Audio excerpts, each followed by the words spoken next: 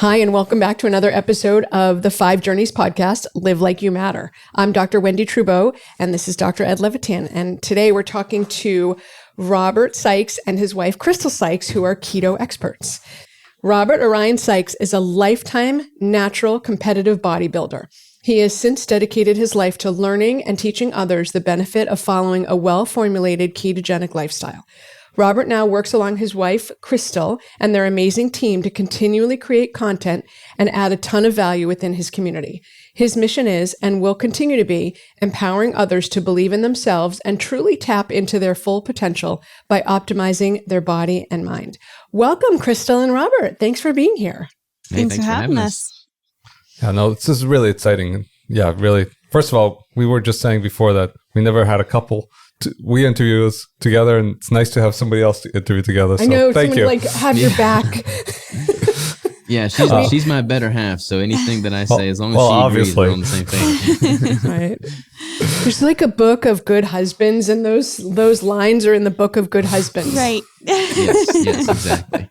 Yeah, and we're also really like, keto is one of these things that is hugely popular, and we want to talk about like really what, besides what keto is, which we have to define, but why is it so popular? What benefits? And like really, is it the same for men and women? So we love that you're both on to really give us perspective. Yeah. And before we dive in, I just want to add, part of the thing that needs to go in the Good Husbands book is if you're going to go keto, don't do it after your wife makes like a month worth of meals that she stuck in the freezer for you that aren't keto. Just words of wisdom right there for sure. Tip for the Good Husband book. Okay, now we can dive in. Are you done now? I'm totally done for the moment. Okay, good. All right, so maybe let's talk about what is ketogenic diet, like, and why do we even care?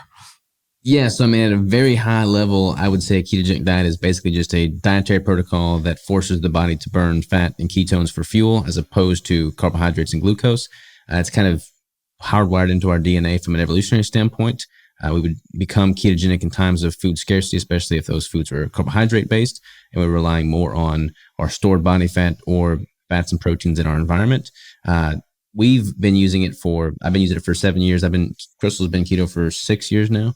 And we do it from an athletic standpoint as well. But we found it to be very sustainable. She's recovered from a lot of digestive issues. It's helped my performance with bodybuilding. So we're just passionate about the lifestyle and passionate about sharing the information with others. No, it's pretty awesome. So there's so many questions I have, but Crystal, can we talk about, you're pregnant now, right? Yes. Yeah. I'm 37 weeks now. Congratulations. Are you doing keto? And you look great. Yeah, you look, I mean, I said before we started, you don't have that pregnant face. It's amazing. You look fantastic. Thanks. I've remained keto my entire pregnancy. It's just, for me, it's like a lifestyle. So it's not something that I ever go on and off for. Robert mentioned that I've been doing keto for 6 years. And I don't really feel the need or it necessary to have a whole bunch of carbs. Even in like the first trimester, people get some of those sweet cravings or they want something to settle their stomach. But I just find alternatives that work really well for our life. Okay, I have to do a disclaimer because we're talking about pregnant women, so this is not for everybody. Okay, right? Like people talk that choose it, yes, but talk to your doctor. We can't go on the book saying that every pregnant woman should be on keto. No. That's not good. Oh. All right, so Robert, you were a bodybuilder before you did keto, right? Correct. Yeah, I started bodybuilding about 14 years ago. And so I've been ketogenic half of my bodybuilding career, competed several times with a lot of success pre-keto. But after the first several shows, I kind of developed a bunch of disordered eating tendencies.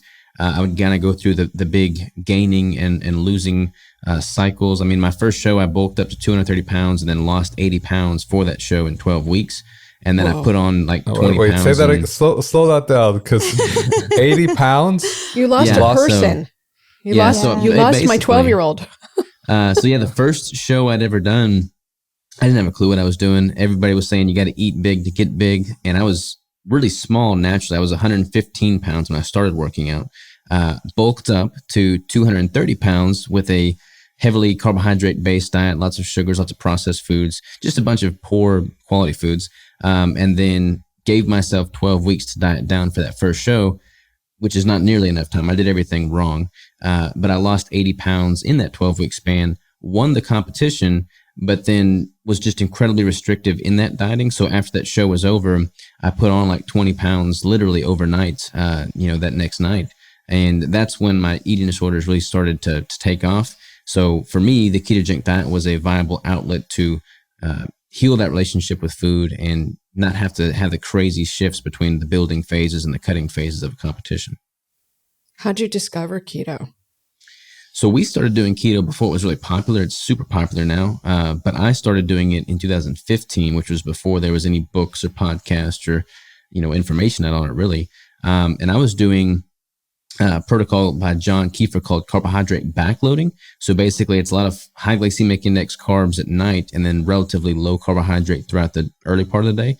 And I found that I felt better in the absence of the carbohydrates. So I was doing carb backloading without carbs, which lo and behold is pretty much keto. And then I just felt really great. Like my performance continued to improve. My relationship with food improved. So I just kept diving down that road. And then lo and behold, I realized what it was I was doing. I learned about the ketogenic diet. I learned about it being used in the 20s for children with epileptic seizures.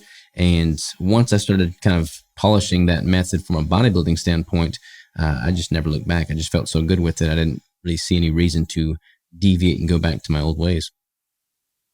Cool. And Crystal, how'd you get into keto? What came first, the relationship or the keto? The relationship. So when Robert and I first met, he was competing and he had just started doing keto in the beginning of our dating period.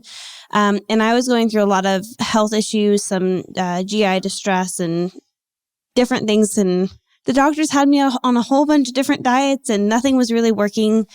So Robert said, well, why don't you try this out, see how it goes? And I did. And I tried it once and I was like, I don't really think this is for me. And then once I went back to carbs, I actually felt worse. So I thought, well, maybe when I thought I wasn't doing well, I was actually doing better than I thought. So I went back to keto and since then haven't turned back. Wow. What are some of the, I have so many questions before I jump in. I want to actually go step back a little bit. And I know we defined keto, which is a great definition in terms of using ketones as opposed to carbs and sugars as food. But let's talk about your like day to day. Like, what does it mean to be on a keto diet? Like, what are you actually eating? Because I think most people don't actually know what are you actually eating. And are you intermittent fasting on top of that or in addition to that or not? Yeah, so intermittent fasting and keto kind of go hand in hand. I mean, when you switch over to fat and ketones, you don't have near the hunger swings because your blood sugar and blood insulin are much more stable. So we'll typically eat, 2 meals a day. I'll do like a quote unquote fat fast in the morning hours. So I'll wake up, have a cup of coffee with some heavy cream. So I'm technically breaking my fast with that heavy cream because it does contain calories, but it's not really going to have much of an impact on blood sugar. So it's kind of like a fat fast, they call it in the keto space. So I'll have that. Crystal pretty much does something similar. And then we'll have our first meal after we train. We train in the morning. So our first meal is typically around lunchtime, somewhere between 10 and 2. And that consists of, ground beef, eggs, chicken, some vegetables. Crystal likes yogurt. So something of that nature, basically just higher fat, moderate protein, very minimal carbohydrate. And then we'll typically have a second and final meal in the evening hours. And that's pretty much a typical day for us. So not too much to overthink as far as the nutrition goes. A lot of people think of keto as being incredibly restrictive and hard to find foods to make work. But I mean, we just take out the carbs, take out the bread and rice and the potatoes, and it's pretty easy to do. Yes, mostly we just like to promote that it's a whole food diet. We stick to a lot of animal-based product and then add in some vegetables here and there. And that's pretty much it. So what vegetables work and what vegetables don't work in a ketogenic diet? Usually all your lower glycemic index vegetables, so your dark leafy greens. I don't eat a ton of vegetables. I kind of gravitate more towards the ketovore, carnivore end of the spectrum. I'll have vegetables on occasion. Like I do like some Brussels sprouts, broccoli, asparagus, things of that nature. Crystal will have that. Yeah. Berries, stuff like that. Yeah, every once in a while I'll do like just a small amount of berries, but I always pour like heavy cream on top because it's real good. But we'll have like a cauliflower mash or rice cauliflower or a salad or broccoli, Brussels sprouts, things like that. Mostly we just stick to the green vegetables, asparagus and things like that. Yeah, and just for listeners, things like carrots are probably out, and beets and different zucchinis and things like that. So it depends who you ask in the keto space. There's a lot of controversy right now. So some people will say... That's what we're asking you. Yeah. So some people say, hey, look, as long as you're registering blood, ketones, then you're technically in ketosis and there's no foods that are keto or not keto. As long as you're registering those blood ketones, you're doing it right. So by that definition, which is much more lax, I can eat a banana and based off of my activity levels, my body would burn through that glucose in the banana relatively quickly, and I'd be registering ketones in that same 24-hour period after consuming a banana. So some people might say that I can tolerate a banana in my ketogenic diet, but for me, I'm a much stricter version of I'm not as loose with my dietary choices because that banana is not doing anything to contribute to my overall health and betterment as it relates to being keto adapted. So I'll skip things like the bananas, I'll skip things like the carrots because there are a lot more natural sugars in there. But I'll have, like what are some other vegetables that we'll have? Like tomatoes, we do a Raoul's tomato sauce. We just try to choose one with no added sugars to it. But it's kind of up to each individual as far as what you're willing to do or not do. And again, like Robert said, we're a little bit more strict than some of the other people. But again, like I do have some berries every once in a while. And for some people, that's like a no, absolutely not.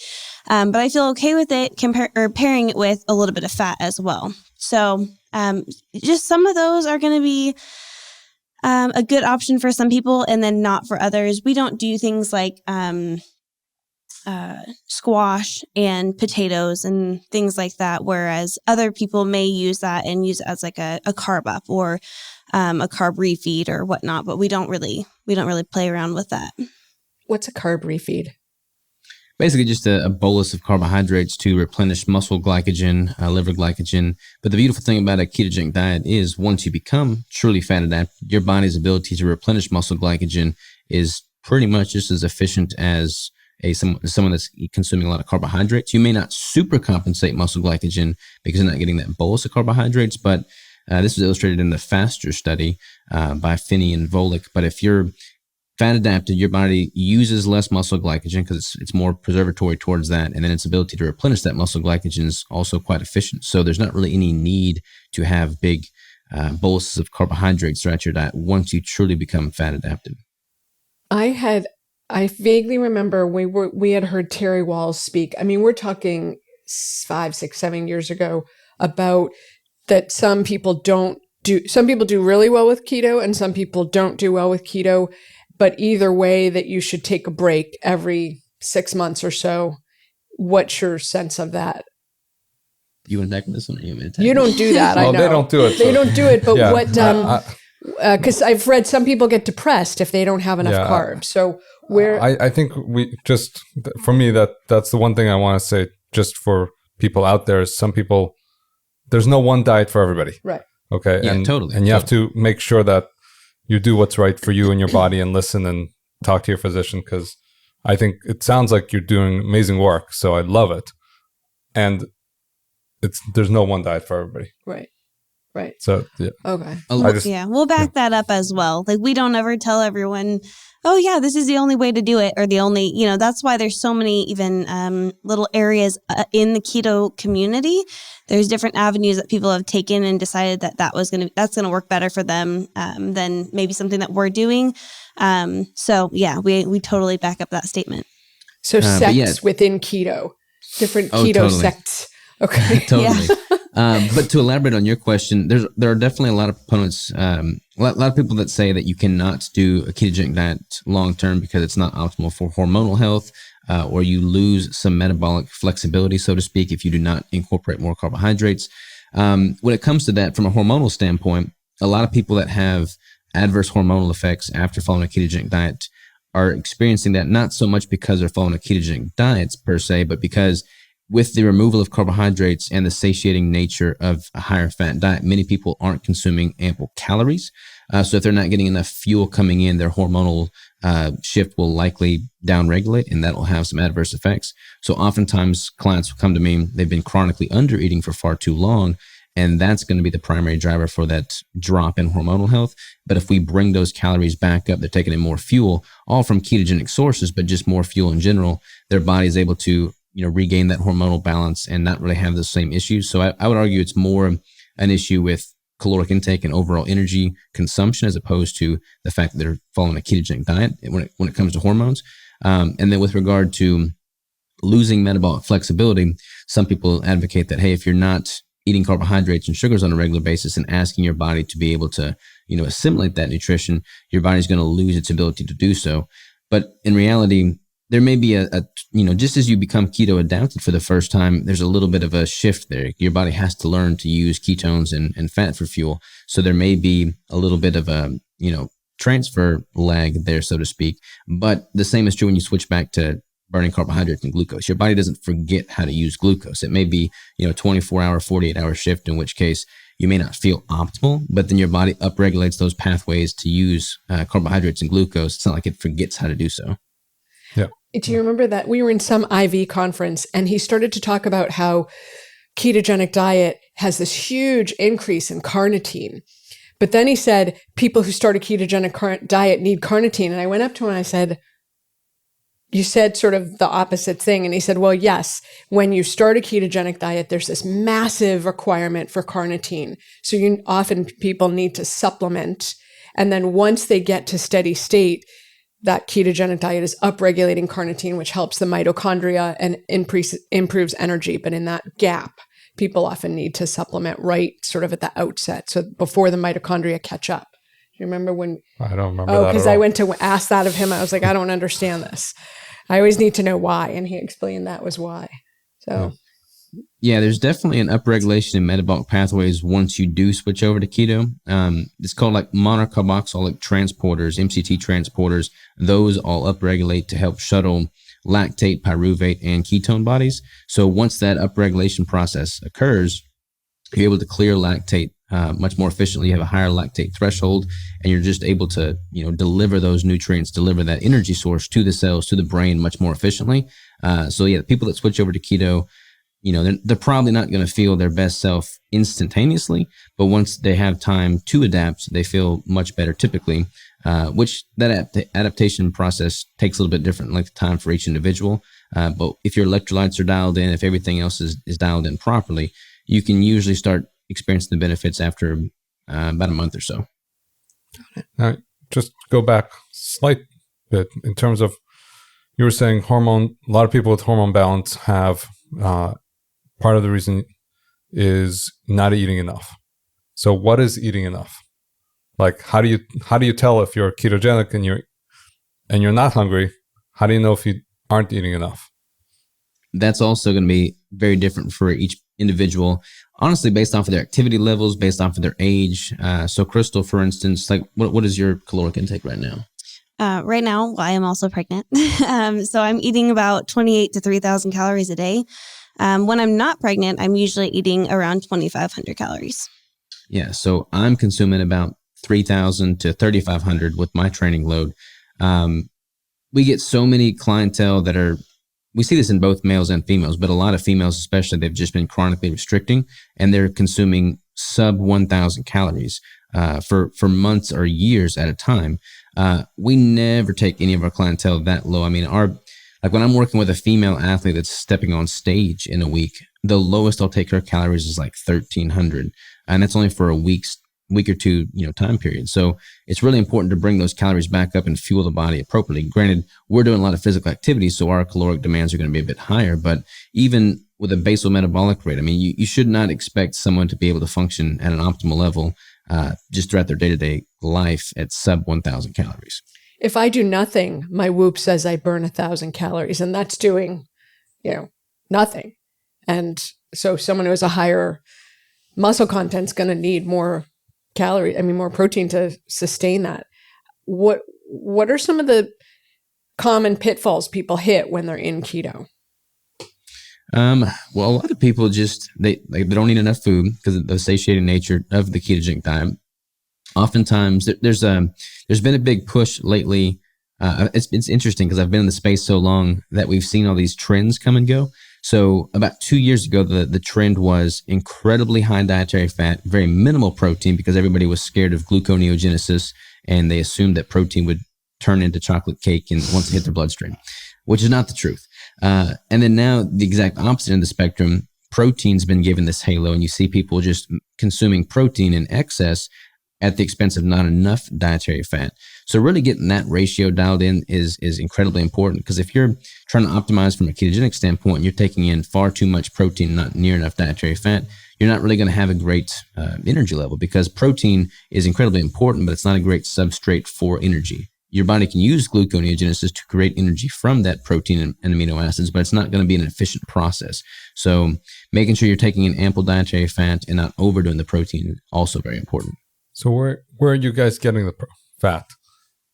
Oh, the fat? We're getting that from the fattier cuts of meat that we consume from animal products like the red meat, fatty fish. We have a product that we make which is largely based out of cacao butter. So cacao butter is the highest source of stearic acid, which is a very high quality dietary fat.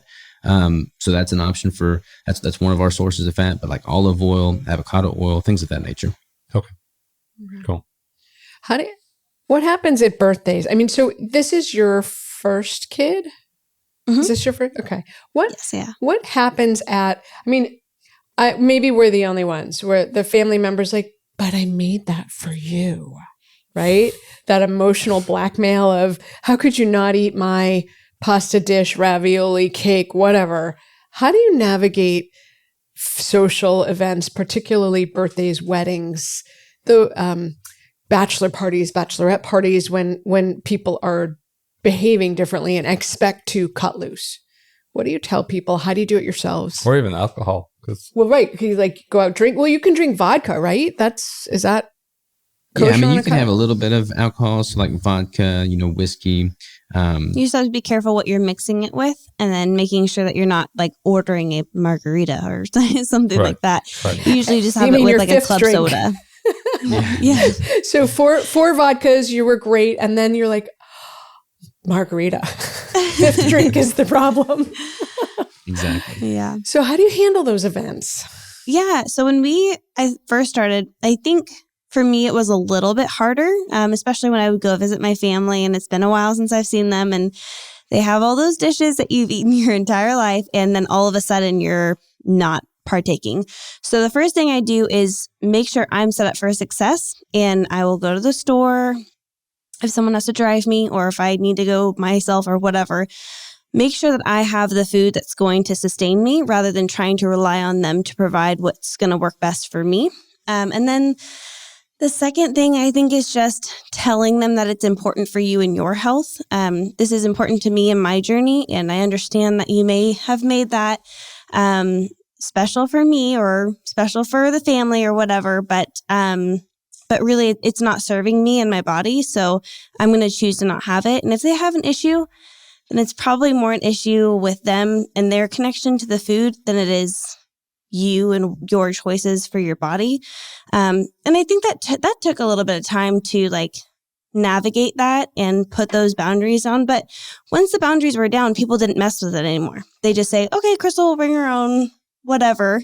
And it's really helpful when you are able to put your foot down and just say, that's not going to serve me well. So I'm going to choose to, bring my own thing or just not have that item.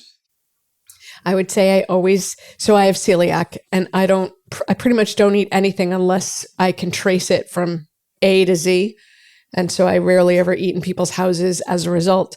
But I always say ahead of time, I'm going to bring my own food. So I think it's really important to give people a heads up. So, because, I've shown up places and like, I cooked for you. I'm like, I can't eat any of that. Like, I really can't eat any of that. So thank you. But I have my own food. So I think not surprising people is really important so that they know ahead of time. And then I always bring my husband as emotional backup so that he's like my sort of protector. Emotional support dog. I almost said that. I was like, that's so terrible. I can't say that. No, like sometimes I'll be a little lenient, you know, someone will put something in front of me and I'll be like, oh, maybe. And he's like, no, not worth it. No. Not worth it. Bringing a buddy who can advocate on your behalf is often very helpful because you have no qualms about being the bad guy. You're like, nope, not worth it. Well, because you have to live with me when I get Exactly. exposed. It's terrible.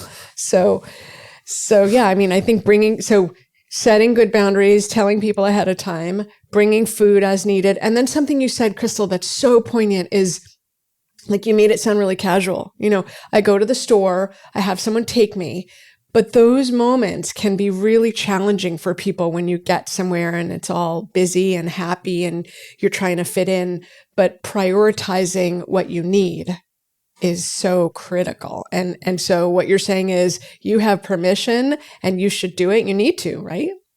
Mm-hmm. Yeah.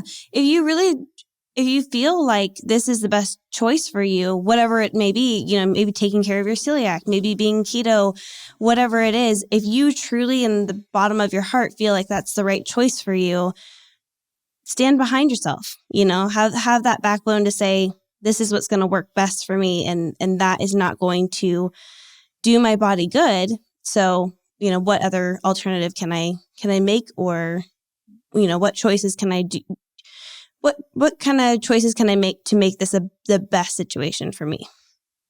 Have you talked about what will happen when your baby turns 1 and there's that traditional birthday cake and the baby's in it and everyone eats it? Like, what happens then? Have you figured that out yet? Because we have a counseling session for a couple married couples. That's good. Yeah, we're going to be making, I mean, when we got married, we made all of our own food. We had like a keto cheesecake that we made. Like we had keto cookies that we made.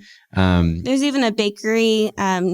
It's about 3 hours from us, but they make pastries and cakes and cookies and all of these things that we can actually have, which is so wonderful. And they're popping up all over the place. So for us, we have alternatives. There's a ton of cookbooks, things like that. And for us, we're going to make the best decisions for our child until they're able to make those decisions for themselves. And then at that point, they have to make those decisions. And then they'll become a teenager.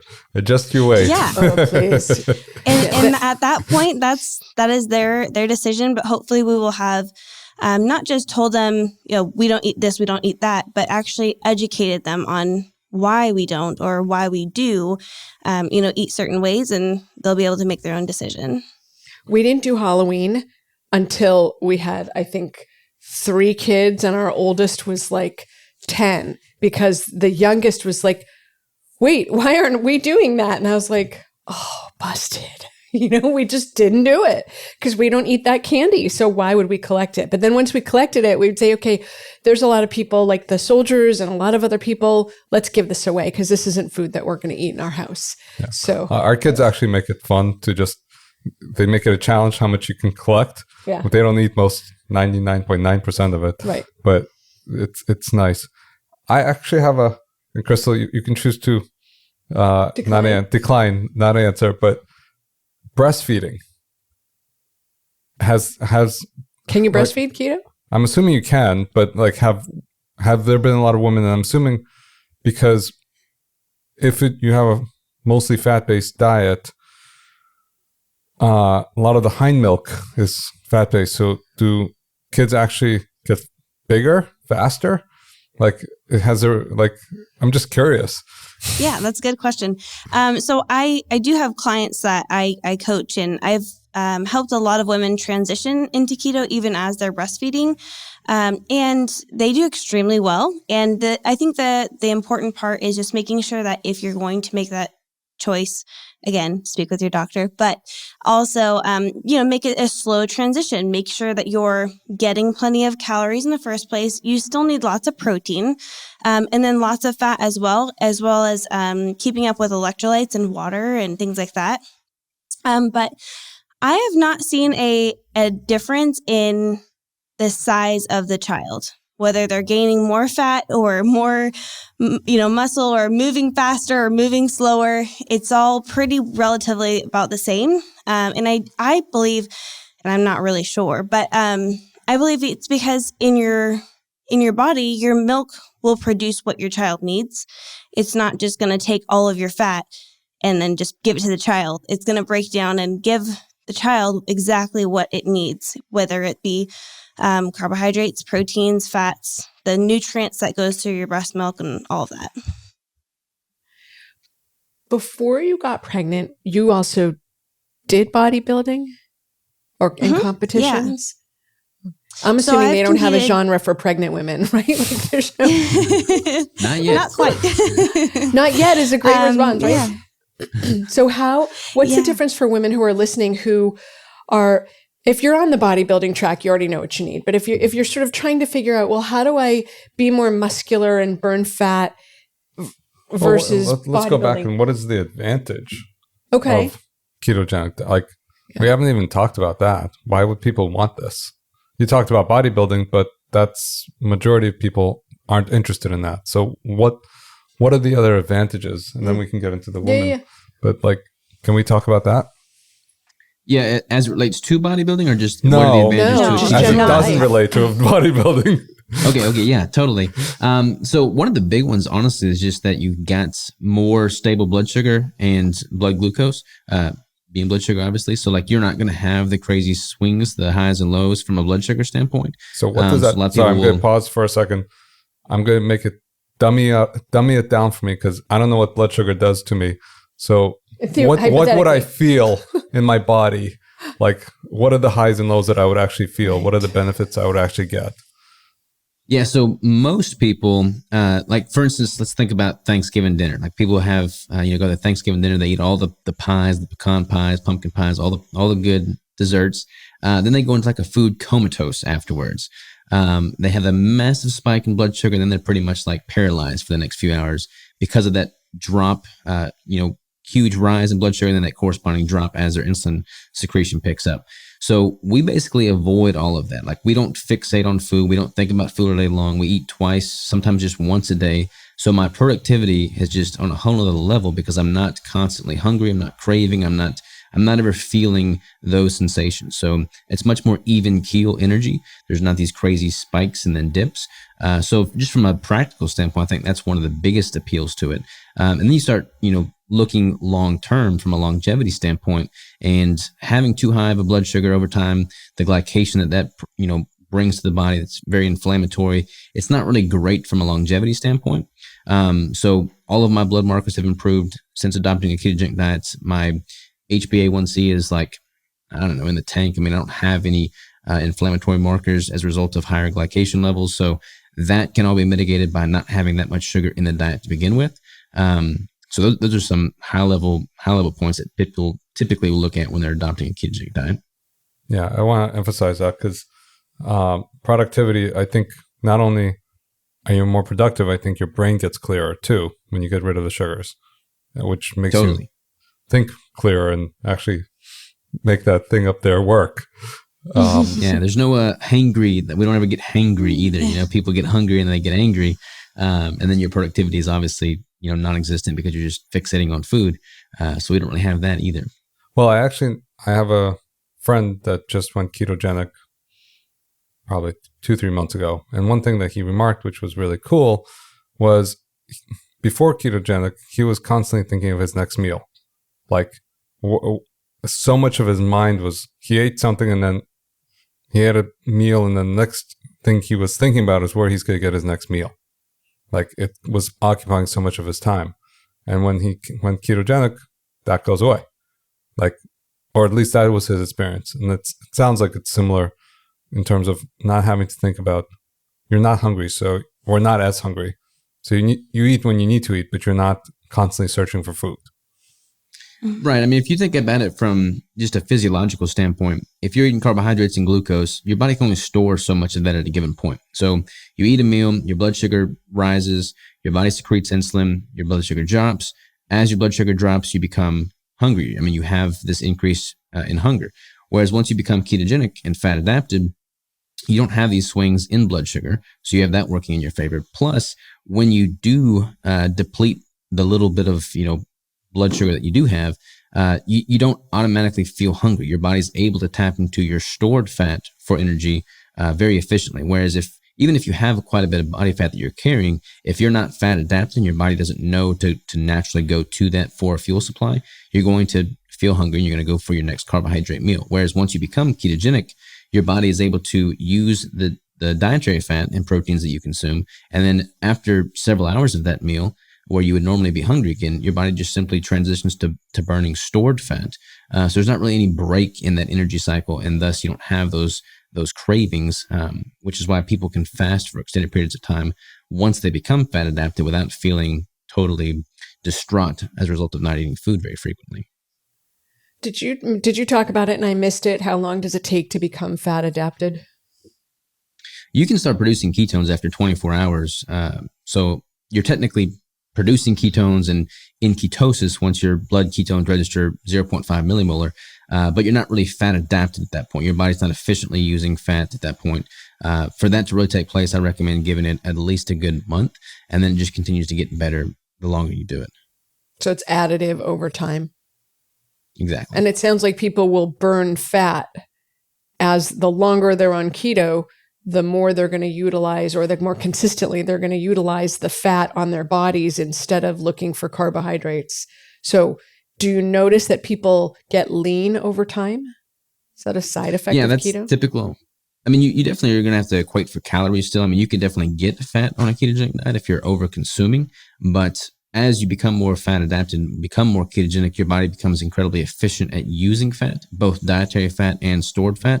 So as long as you're moderating your intake correctly based off of your goals from a compositional standpoint and activity levels, obviously, then your body can become incredibly efficient at tapping into that stored fat as that primary fuel source, and composition improves.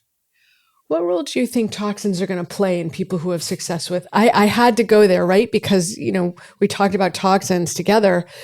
But if you think about it, your fat, your bones, your organs, they're storing your toxins. So now if you're utilizing your fat for energy and you're releasing that, you're going to be releasing toxins into the bloodstream. Yeah. So I don't know. So for me, that's something that would be a sweet spot. I'm not sure if you've seen people who get really sick with keto because they're having such an influx of stored toxic chemicals and substances into their bloodstream when they start. Do you ever see that? Because that's something, of course, I'm thinking about.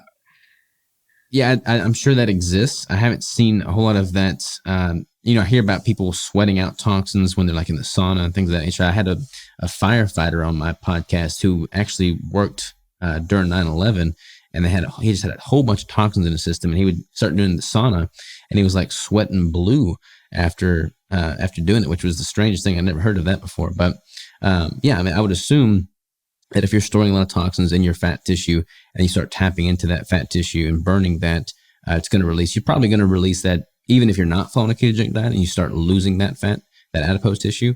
But I would imagine, if you're doing a ketogenic diet and weight loss as you go and you're burning into that fat, then yeah, you're definitely going to be releasing those toxins. So a plug for detox as you go. Well, yeah, exactly. To that though, is there any supplements that you recommend in general, or any other supplementary? Supplementary? Thank you. Well, is there any supplements? Sorry, I'm totally wrong. No, is there any supplements you recommend?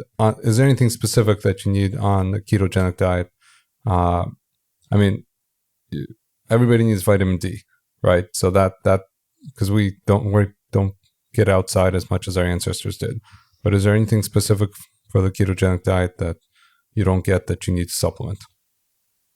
Honestly, our supplementation is pretty minuscule. You're on some prenatal supplements, but from a ketogenic standpoint, the only thing I would really recommend is just proper electrolyte intake. So a lot of people, 1 gram of glycogen holds about 3 grams of water. So when people first adopt a ketogenic diet, they oftentimes flush out a bunch of water weight. They lose that initial 5 to 10 pounds. And then that's probably why keto is so popular for a lot of these people that don't want to do short-term weight loss. But when they do that, they flush out that water. The kidney's also flushing out all their electrolytes. So it's really beneficial to increase supplemental sodium and potassium and magnesium once first adopting a ketogenic diet. And then also probably just good habit to get into continuously after that. So probably increasing your sodium and potassium intake. But other than that, from a supplemental standpoint, we do vitamin D, creatine, but that's pretty much it. Yeah, we try to get most of our minerals and vitamins and all that through our food.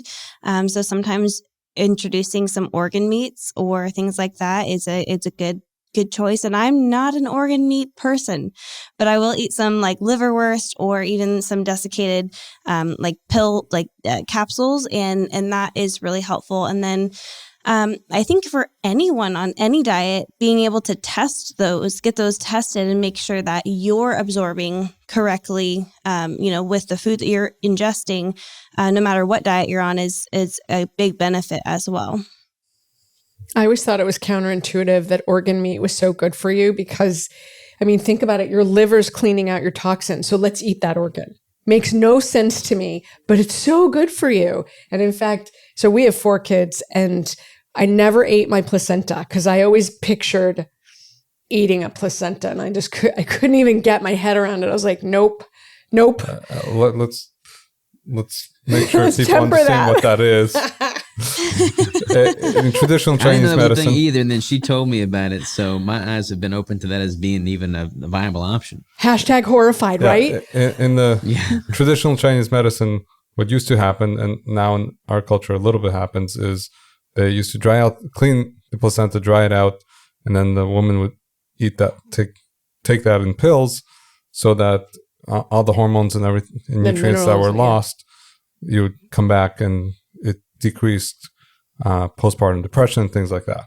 So now you can so I never did going. It. Our first placenta was like the tiniest, rattiest thing because I starved the poor kid. I had celiac and didn't know it. And I mean, she just was... It was the worst placenta I've ever seen. Yeah, I know. We were in the delivery and I was like, oh man, she was 33 weeks. She was growth restricted. It was not good. And then, I don't know, we never got around to eating the placenta. So I guess the royal we. I think it's something to think about, especially on keto, because you get all the minerals and nutrients. But to go back to organ meats, which is where we started this class. I got from placenta.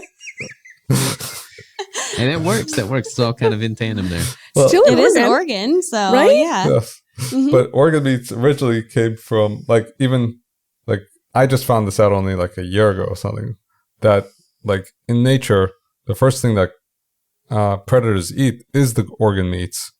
Like lions will preferentially eat the organ meats and leave the muscle tissue. They leave the entrails. Because they are so nutritious. Our cats love organ meats. I know that. That's great, Wendy. Yeah. I mean, it really is mind-boggling. Like if you were to compare, kale or broccoli, one of these hailed superfoods, to the micronutrient profile of like beef liver. I mean, it pales in comparison. Like beef liver far and away outdoes everything else. Grass-fed, don't forget. That until grass-fed or I didn't grass-fed. even realize that until here recently. But yeah, it's pretty impressive what you can get from good quality organ meats. Yeah. Yeah, it's amazing. And I do want to put a plug, which we haven't talked about, which is meat 100%. I get the importance, and it really should be grass-fed, grass-finished, organic, all that stuff, because then you can accumulate the toxins if you're not doing that. Wait, think about the cows that eat the grass that's been sprayed with glyphosate, and then they have it, and then you eat that. So yeah, 100%. And then the other part is you were talking about fatty fish. Mackerel is amazing. Ahi tuna, which is the 600 pound to 2,000 pound tuna, not so much. Right. Well, because the mercury stored in the fish. Don't say herring. Oh, mackerel, herring, yummy. Oh, he's got this dish that his family makes. It's like in... It's not family. What's it in?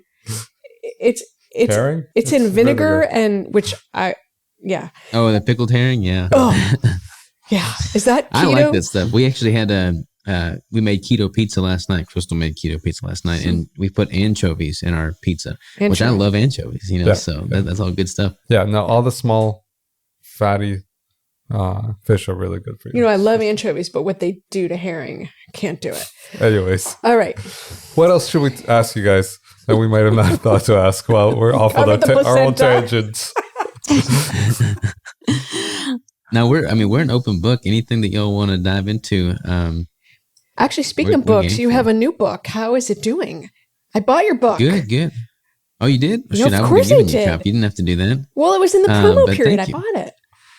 Well, thank you. Yeah, What's the, hold on, I don't know. So what's the name? Oh, yeah, it's secret. Come on, give us some.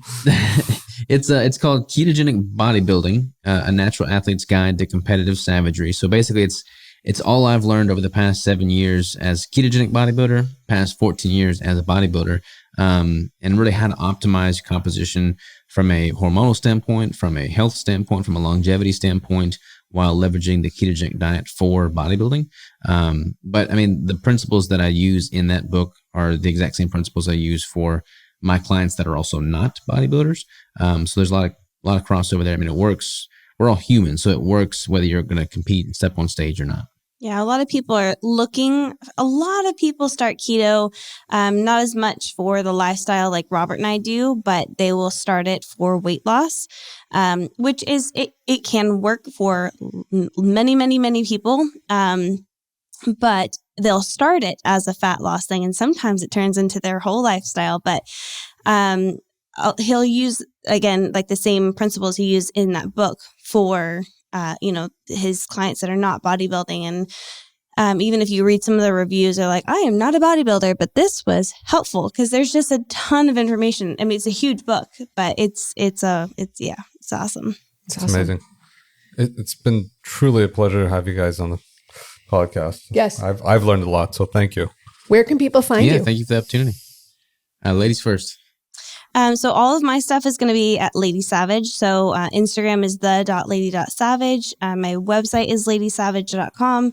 And then I also have a Facebook group that you can be a part of as well, only if you're a female. Damn it. Okay. Mine's all things Keto Savage. So ketosavage.com, Keto Savage on social. Keto Savage for me. We'll put everything Awesome. in the notes so people can find you both. Thank you. Awesome. It's been Thank awesome. you. And go on. So thanks for joining us for another episode of the 5 Journeys podcast, Live Like You Matter. Our guests today were Crystal and Robert Sikes. Thanks for being here. Thank you. Appreciate the opportunity. Thanks for having us.